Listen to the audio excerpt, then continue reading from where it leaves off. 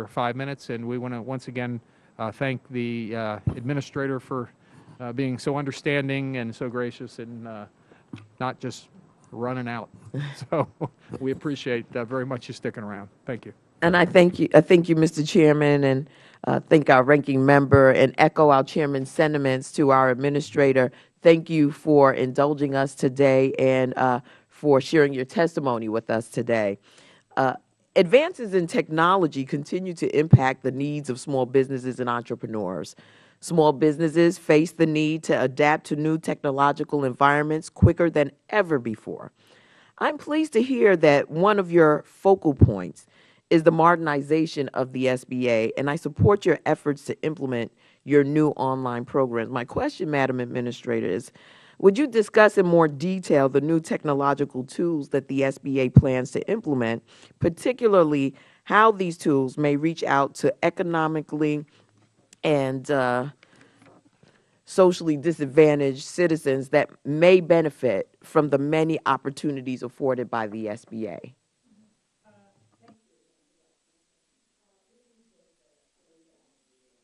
I'm sorry. Thank you. Thank you very much. Technology allows us to do quite a bit, and one of those is the goal that you just framed. When we think about access, just as my experience in my bank was that if I said to a relationship manager, you have a goal of $10 million, they would try to go out and get two $5 million loans to make their bogey. And so when you have, and so the challenge was, they said it's about finding, I'd say, no, I want you to put out, 10 $500,000 loans, or even smaller. And so then it was about how much foot traffic could we get into the bank? How do we identify them? It's just as much work to underwrite a small loan as it is to do a larger loan. So what technology allows us to do is, number one, through Link, it allows us to create that kind of foot traffic.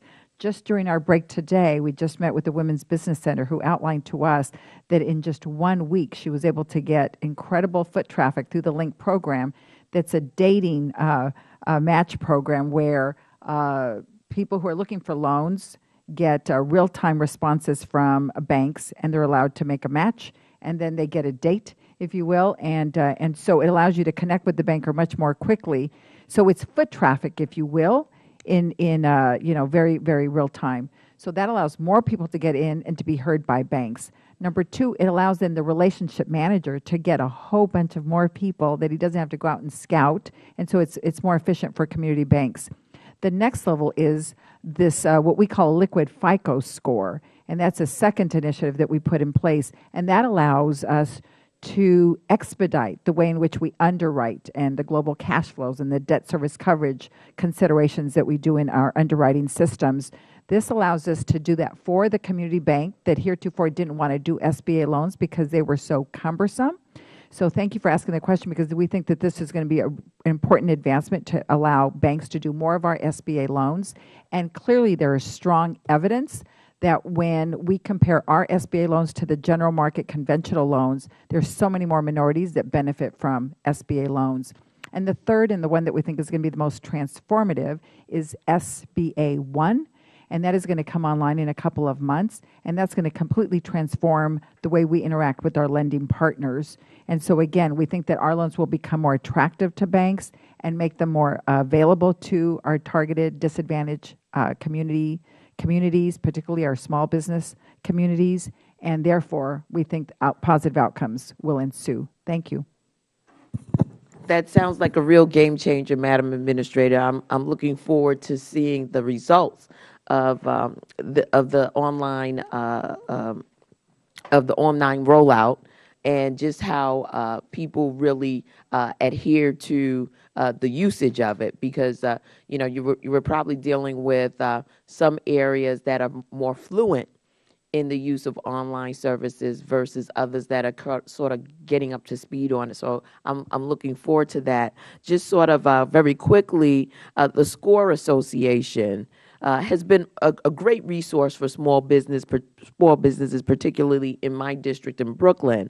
Can you express to us what plans, if any, you have to expand and grow the collaboration between SBA and SCORE chapters, and how would you sort of rate the relationship as it stands today? SCORE is one of the most impressive organizations in America. When you think that these are seasoned executives who have already had success and they come back and volunteer their services to help replicate their stories, I think that's an admirable story. I was recently visiting with them at their 50th anniversary, and it was really quite impressive to see the generosity of these men and women who come before. I know they're working, to your earlier question, I know that they're also working to address more diversity in their outreach, and that's something that we're working to support. And so that's another important thing. But just generally speaking, we're asking for full funding for SCORE because we think they are important partners, and to the extent that they can continue to recruit volunteers, then I think their programs will clearly grow, and the counseling will grow, and we'll be able to create more jobs. So we're very heartened by the work of SCORE, and we consider them top partners, if you will. They're priority partners with us, and I've enjoyed visiting with them. And many of them are co-located in the SBA offices, so we have a very intimate relationship. Thank you, Mr. Chairman, for your indulgence. I yield back. Thank you, Madam very much. Administrator. The general lady's time has expired. If the administrator can stay a few more minutes, I've got a couple questions, and Nidhi has a couple questions. And I don't have any more. oh, you don't? Yeah. Okay. Well, I'll just ask a couple quick ones. Sure, sir. You've been at the SBA for not quite a year, I guess, April last year. What's the most significant challenge in managing the agency that you've found since you've been there? You and I sort of discussed this briefly, and that is that unfortunately, our products are seen as cumbersome. And so I think that people see the SBA as their grandfather's SBA. And that's what we're really working hard is the arc of our work, sir, is to make certain that we are responding to the technological advances and the way people take in information. And so I think that overall that will be the arc of our work, is the way we take the SBA and bring it into the 21st century. When you think about the technology that we need to use and need to become familiar with to make sure that we're helping small businesses navigate through the technology that they can deploy and will be encountering in their work. So that's one part of the modernization effort. The other is that our population, used to compete, our target market used to be one florist competed against another florist across the street, and now they find themselves, as you identified, in a global marketplace. So the marketplace is different. We need to make sure that we're modernizing the way we think about market making, and I heard you address markets, and I think that's a salient point that we need to address as well, and I think are doing nicely with those initiatives that I discussed that we're putting in place. And the third is that the population is dramatically changing. So we need to address whether we have cultural competency, as the ranking member mentioned. We need to make sure that we're responding to how many, I was going to use the word seniors, but let's just call them encore entrepreneurs. I tell my husband that the 60-year-olds are now the new 40s. Our population is changing, and so we need to make sure that we have products that respond to the dynamic, changing demographics for our seniors, for our vets, as we mentioned, the millennials who now want to start more businesses than ever. And so all in all, I would say the arc of the work is the modernization agenda. Good. Thank you. You mentioned the kind of the perception among folks of the challenge that it is to go through and get loans, for example, through the SBA. We had 8 those businesses that I mentioned this morning that were principally in the international trade. That's why we met.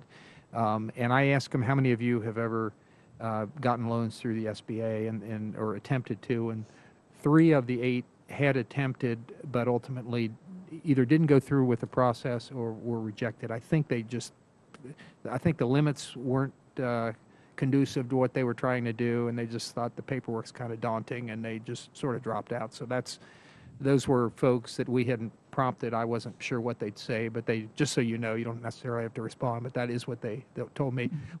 My final thing that I would want you to respond to, if you could, the Judiciary Committee passed the Regulatory Flexibility Act that we've passed in previous Congresses a couple weeks ago, and it's a small business bill to some degree, so I was the principal sponsor, but it didn't actually go through this committee because we wanted to go ahead and get it to the floor. We'd already been through this committee in past Congresses. Anyway, in general, what the Regulatory Flexibility Improvements Act, because it was improvements, there already is an act that was passed years ago, but the Improvements Act it does a couple things, but the principal thing that it does is require that when federal agencies are considering new rules or regulations, they have to get input from small businesses and determine what the impact will be, both direct and indirect. That's one of the differences between the existing and the old bill, or the old legislation, is that it would include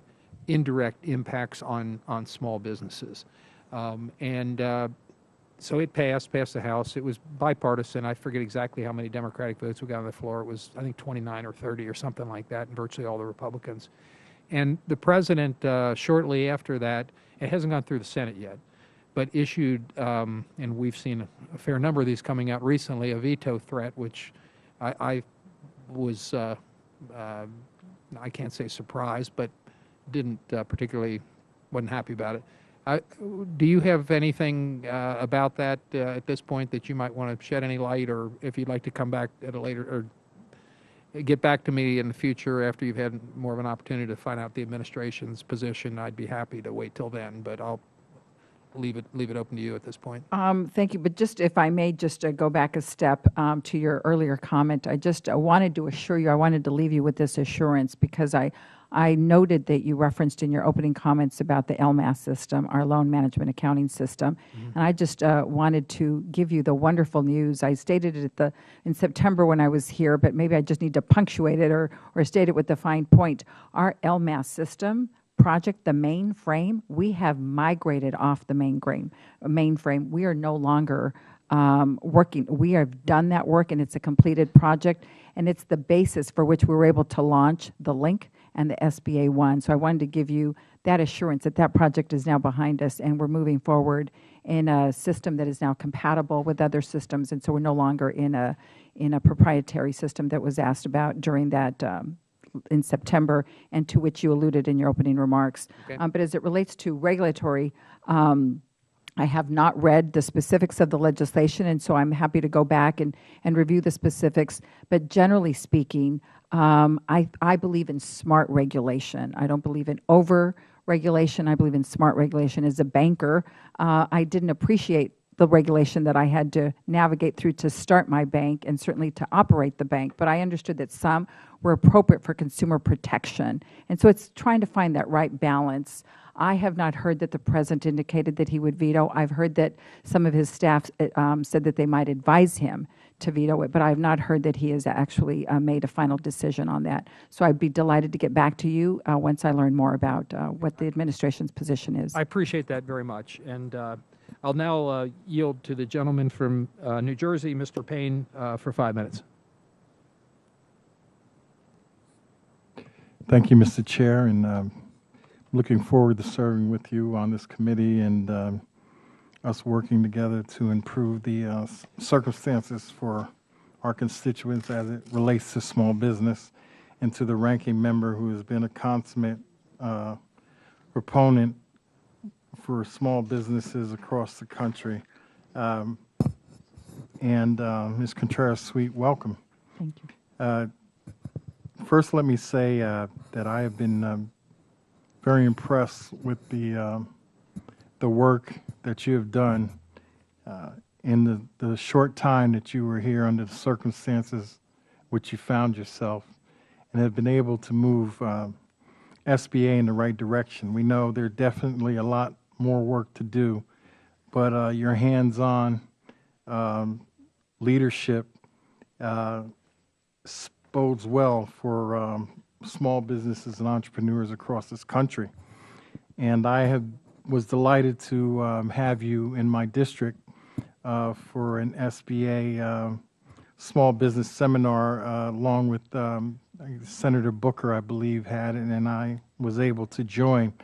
And also the attention that your office has shown to me and my constituents, and I appreciate that.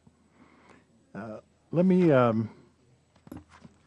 say that, you know, as you know, Hurricane Sandy heavily impacted New Jersey, and the Government Accountability Office found that the SBA took well above took well above the goal of 21 days to process disaster relief applications.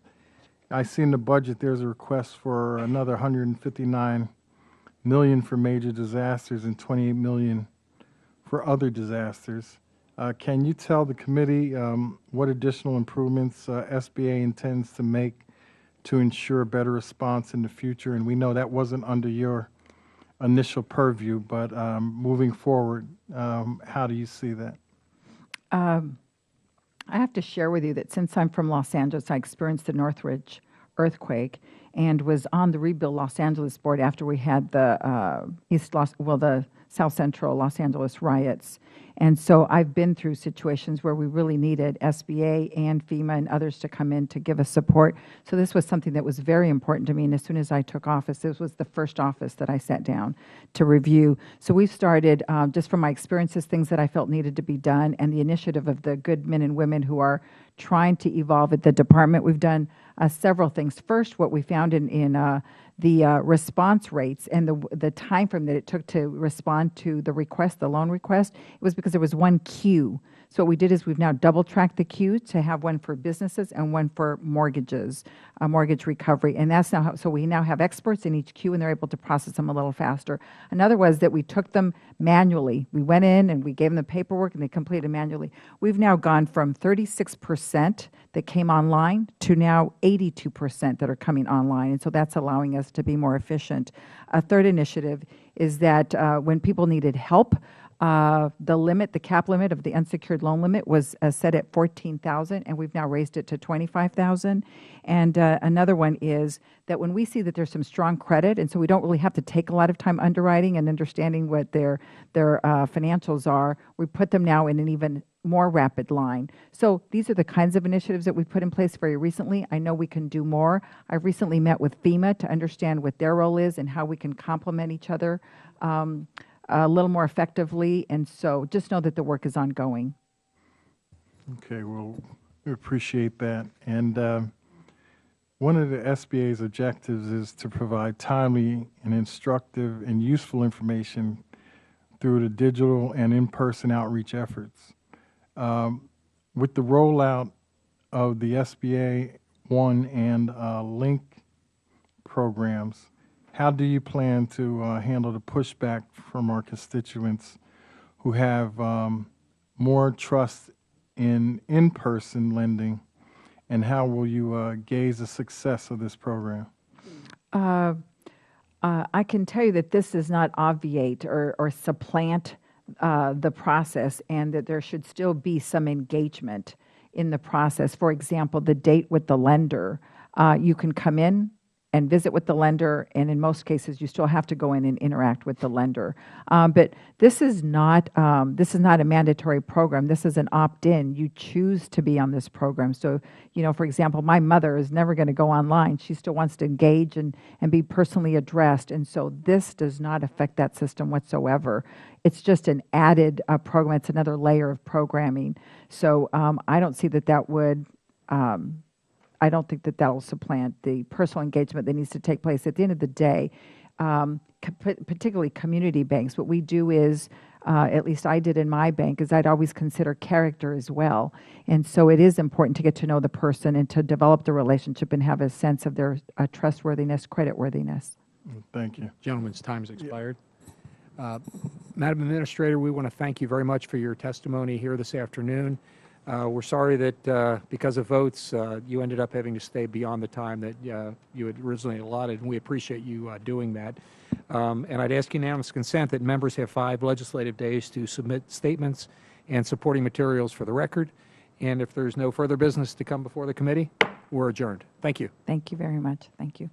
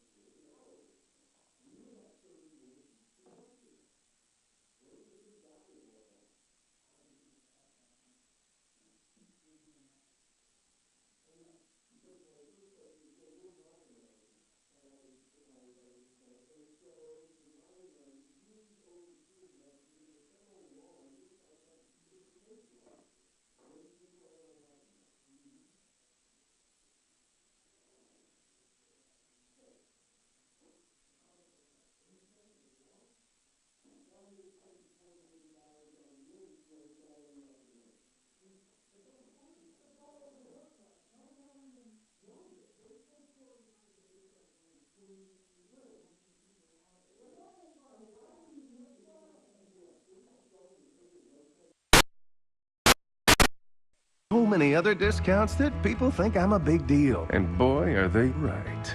Ladies, I can share hundreds in savings with all of you. Just visit Progressive.com today. But right now, it's choosing time. Ooh, we have a winner. What? Pick one of us. This is a joke, right? One of us being here is.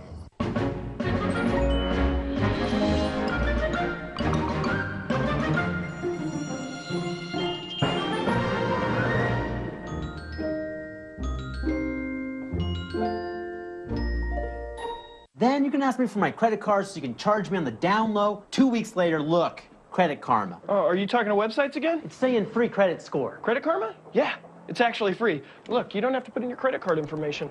Credit Karma, really free credit scores. Lumber Liquidators has floors for every style and budget. Get laminate for under $1. Our thickest and best is 99 cents. And 3/4-inch solid pre-finished hardwood is $1.99. Hand-scraped hardwood is $2.29, plus special financing. For the style and price you want, get to Lumber Liquidators today.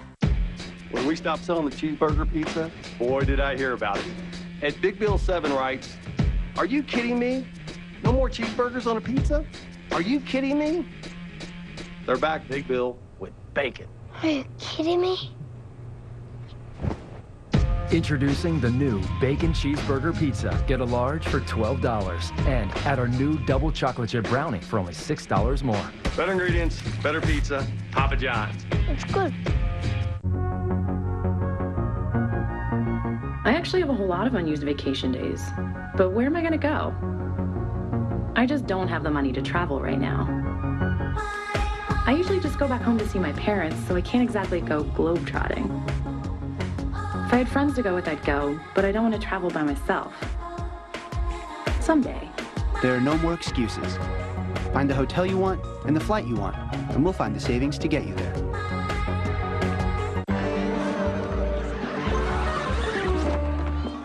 Tigers, both of you. Tigers? Don't be modest. I see how you've been investing, setting long-term goals, diversifying. Dip. You got our attention. We did? Of course, you're type E. Well, I have been researching retirement strategies. Well, that's what type E's do. Welcome home. Taking control of your retirement? E-Trade gives you the tools and resources to get it right. Are you type E? Oh, yeah, that's going down. Oh, let's get some rocks back.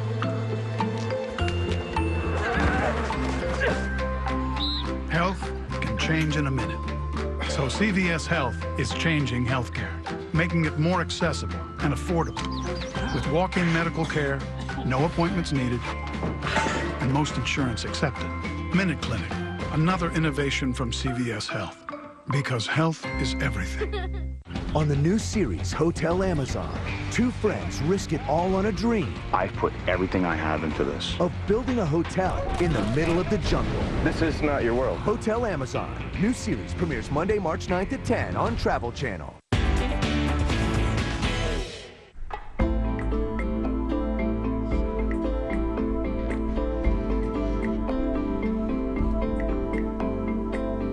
Morning on the Mongolian steppe. At first light, the men and boys are saddling horses.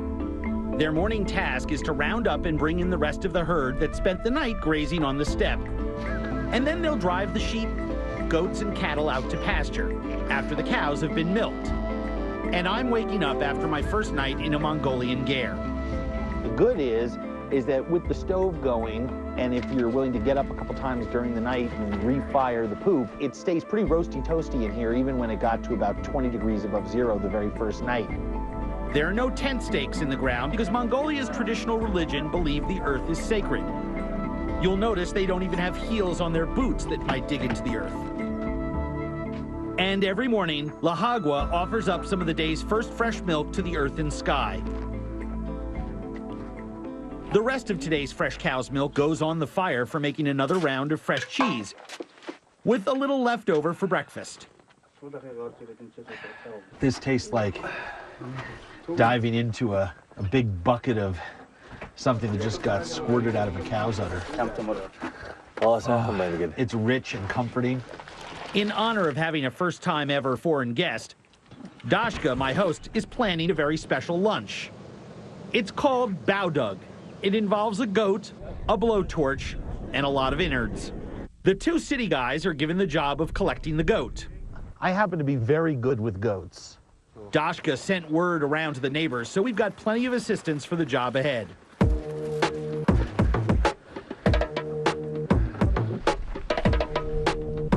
Once the goat is quickly dispatched, the men cut away the head, remove the organs, pull out the bones. The goat carcass is now an empty bag that will soon be converted into an oven. Meanwhile, the women are at work, getting the organs ready to cook. All the organs are rubbed down and wrapped with the animal fat, using the intestines as twine. The fat helps keep the meat and organs moist. Outside, there's now a fire of dried animal dung, and the men are heating stones. Without a tree in sight, the only way to really cook this beast is to heat up a bunch of rocks in a cow and goat poop fire, stuff the carcass with the hot rocks. They just keep alternating rocks, meat, rocks, meat, rocks, meat. Every time one of those hot rocks comes in contact with the flesh and the fat, the smell is just fantastic. And of course, now that there's about 10 or 12 hot rocks in there, it's getting so hot inside the carcass of the animal that the guys are having trouble even getting their hands over that hole. One problem with making an animal carcass into an oven, sometimes your oven can spring a leak. Panic has set in. That hole represents all the heat escaping. So now everyone's trying to figure out what the best way is to plug that up. Whoa, that's hot. You guys ever hear of duct tape? There's no duct tape out here, but Mongolia's nomads are always quick to make use of whatever they do have handy. Oh, fantastic. Wool. Nice job. Sometimes the old-fashioned methods work best out on the steppe, but when modern technology can be useful,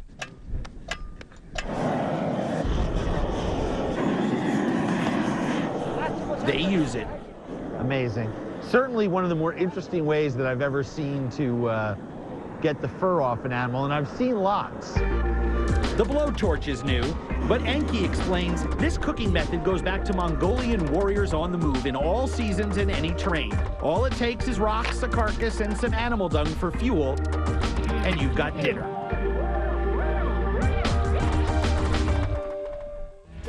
And dinner is about to be served, with all kinds of delicious goodies sloshing around inside this body cabinet.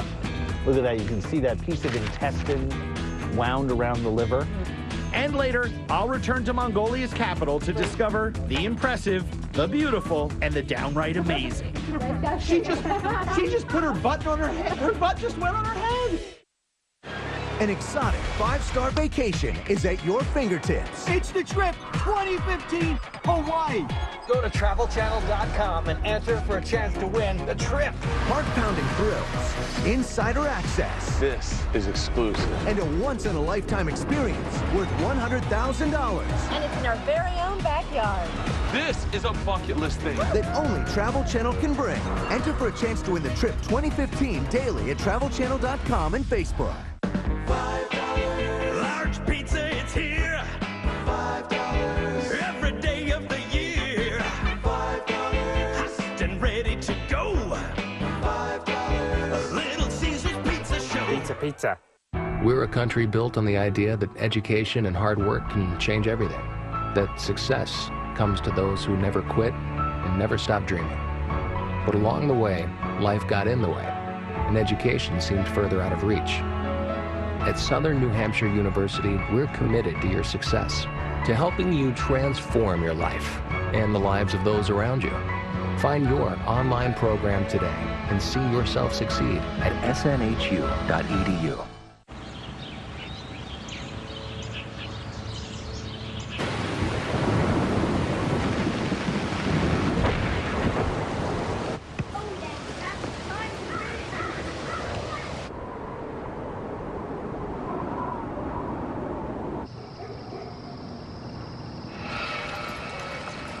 If I were you, I would turn around. In fact, if I were you, I'd turn around and go home, because this can only end badly for you. Don't even try it. That's what I thought. For the safety of your family and home, who do you trust? ADT is the #1 choice in professionally monitored security. Get ADT starting at just $28.99 a month. That's peace of mind for less than $1 a day. I'm ADT, and I am always there. Cheez-It grooves are the best of both worlds, like a Cheez-It and a chip. Oh, you just put them together. Yes. Closer. Closer. They're kissing. We take time for our cheese to mature in our crispy Cheez-It grooves.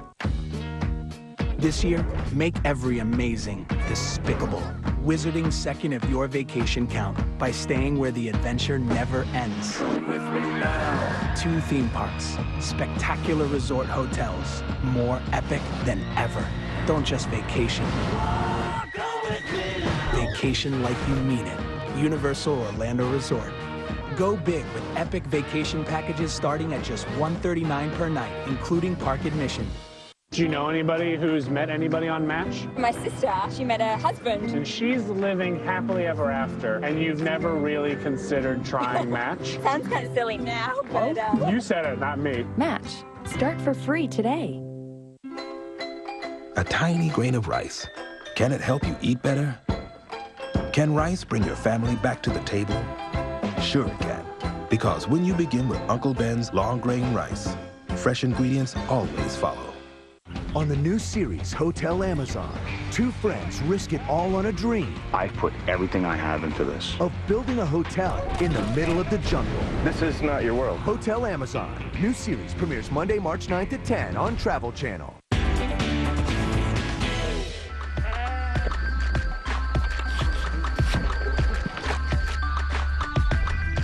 Happiness is a goat carcass, stuffed with its own innards and hot rocks to cook from the inside out. Cooked at the edge of the Gobi Desert and served up in a nomad's gare.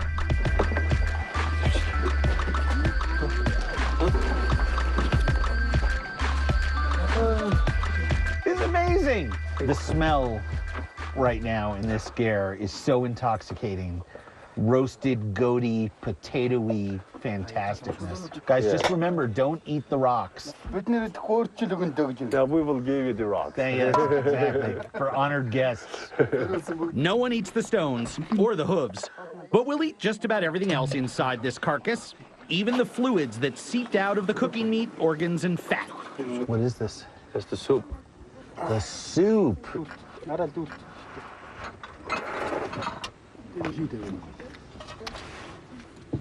Wow. That's the real soup, man.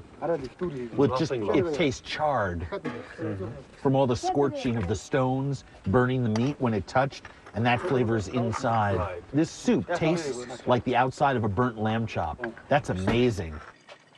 Waste not, want not. My hosts save every drop of this juice. At last, we're ready to eat. Wow. Chewy and fatty, but really good. I'm going for the meat, but most of the other guys are waiting for this. The skin, with its thick layer of, you guessed it, more fat. But if you're imagining this tasting like the fat off a typical American steak or pot roast, it's not even close.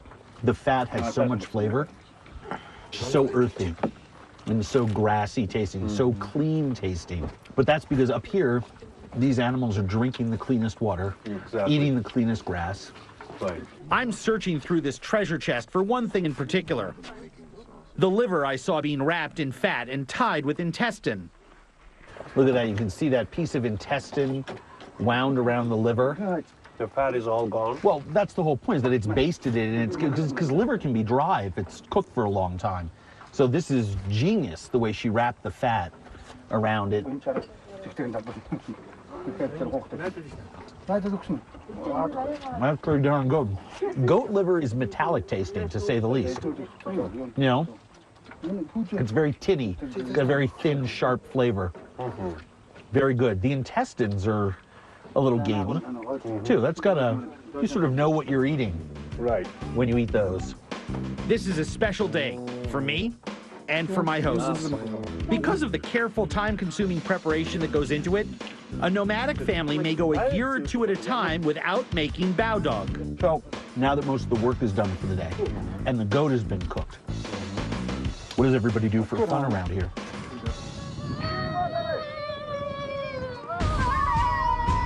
One of the favorite sports out here on the steppe is horse racing. These guys are sounding an age-old chant as they circle the tethering line. It's a ritual intended to get their horses fired up to compete. Kids out here start riding and racing as early as 4 years old. And their racing days are usually done by about age 15. At 11, Dashka's nephew Chandaman is in his racing prime, while his 15-year-old son, Tuvan Dorch, is a grizzled veteran. And by the way, girls do participate. It's just that the girls in this particular crowd are still too young. So here's how it works. Take 12 or 15 kids from the valley, march up over the hill. Watch it with that horse, buddy. Find a big open patch of land, which, trust me, in Mongolia is pretty darn easy. They're going to walk down to the start line, assemble, and race back to us. This ride to the starting line doesn't take very long. A typical race out here is about a dozen miles across open steppe. Today, the boys are doing a 1-mile dash just for the fun of it.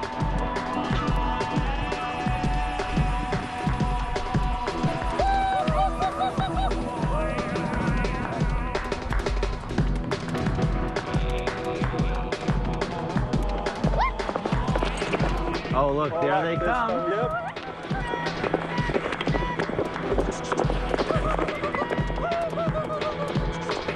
Look at that. I knew he would win. Wow. Not even close. Look at that. It's a 1-2 family finish. Yeah. This is so much a part of the life here. I've got to try riding a Mongolian horse across the steppe. But the indigenous Mongolian horse is smaller than other breeds. Smaller saddle, too, and I'm a wider load than your typical Mongolian. If you had one piece of advice for me, what would it be? You get on it. Just get on it? All right. That pretty well sums up the nomad's way of life. Whatever nature gives you to work with, just get on with it. Oh, boy. Teeny little horse. Look at how far my knees are almost touching this horse's ears. It's kind of scary. Chandaman is staying close, in case I need help. That's the way of life here, too. Men, women, and children take good care of each other. And some of us need more caretaking than others. I think I weigh as much as this horse does. I've got one more stop to make on this Mongolian visit. Learning the arts of war. And peace. And twisting yourself inside out. Doesn't that hurt? He dropped 40 grand on a new set of wheels. And wham, a minivan T-bones you. Guess what? Your insurance company will only give you $37,000 to replace it. Depreciation, they claim. How can my car depreciate before its first oil change, you ask? Maybe the better question is, why do you have that insurance company? With Liberty Mutual New Car Replacement, we'll replace the full value of your car. See car insurance in a whole new light. Liberty Mutual Insurance. You wanted more endless apps? We made them. You asked for more choice? You got it. That's right, your next round of Friday's Endless Apps can be any endless app.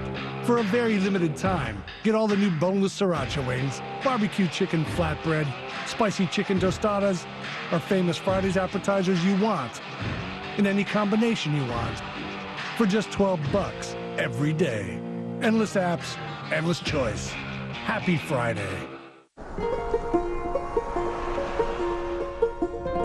People say that the world is getting smaller.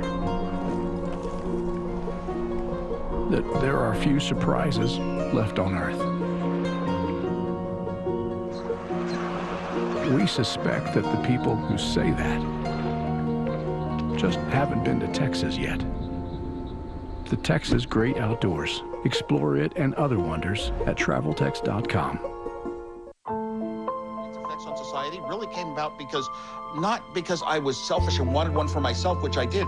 It's because I had had a passion my whole life. I wanted to teach myself to build computers. I wanted to build these things for free. I just wanted to do it for the world. And, you know, when you want something, that's what you do the best.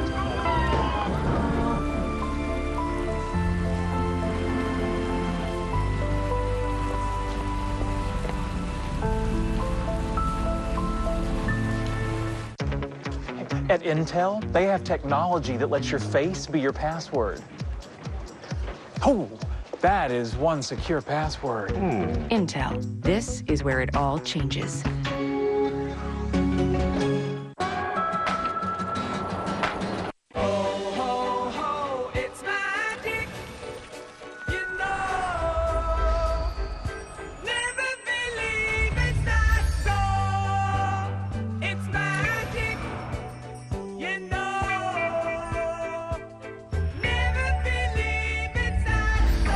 Catherine Bell, Bailey Madison, and James Denton in a new original series, Good Witch. 2-hour series premiere, Saturday at 8/7 Central on Hallmark Channel.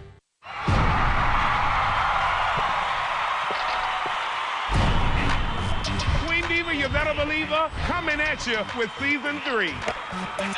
When I'm on stage, I bring it all and hold nothing back. Dangerous. Because in my art and in my life, I live the moment out loud. This is my biggest season yet, baby. They're born together, they're buried together, and yet they can't live together. It was complete and utter madness. Everybody was culpable. Food can really make people go closer. What are you willing to give up for peace? You've seen me travel the world eating all sorts of bizarre foods. Now join me in the kitchen to learn how to cook some of the world's most memorable recipes. That's Bizarre Foods in the Kitchen, available only at travelchannel.com.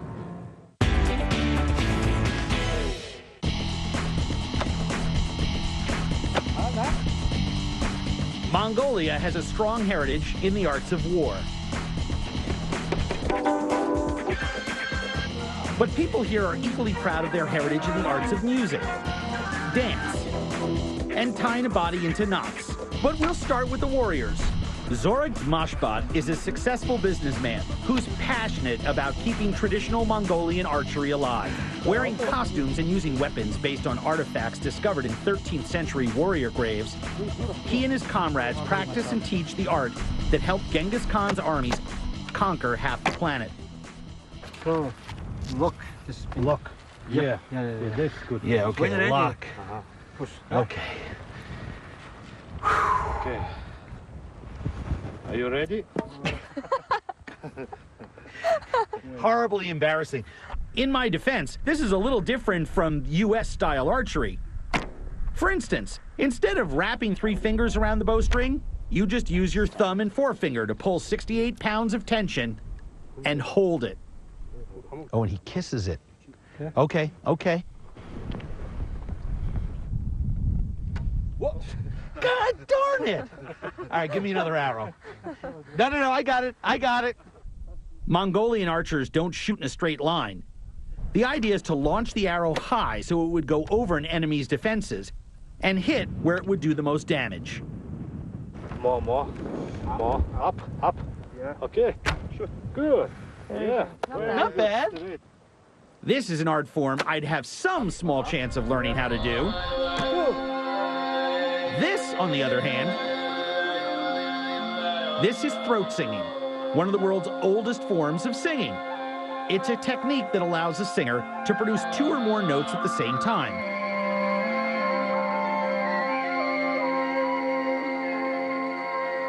And to imitate natural sounds like the wind and water of the Asian steppe.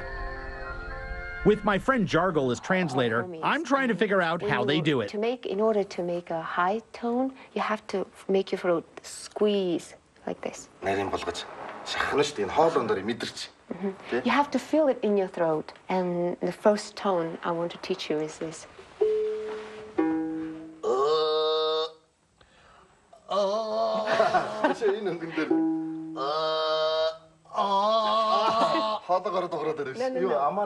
Not your mouth. It should be throat.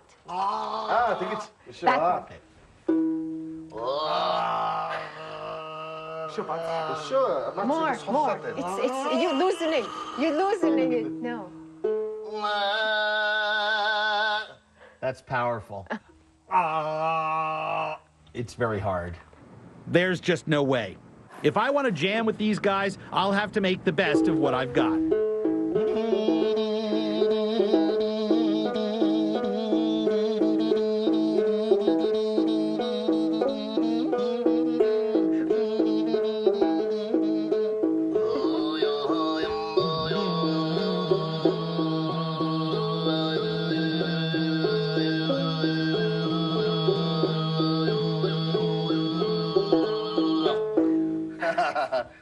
It's not bad. Jam. Hands across the water, bridging cultures. That's all I do, is bring the world together. But even throat singing is a piece of cake compared to what these young artists can do.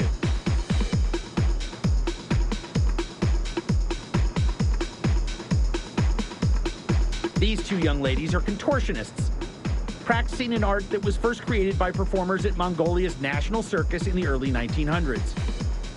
Today, they train and perform as part of the Tumen ensemble. Only young girls have the potential flexibility to learn this art.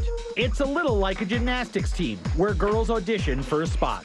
Before their show, I asked if they could show me a simple beginner's move. Hands down.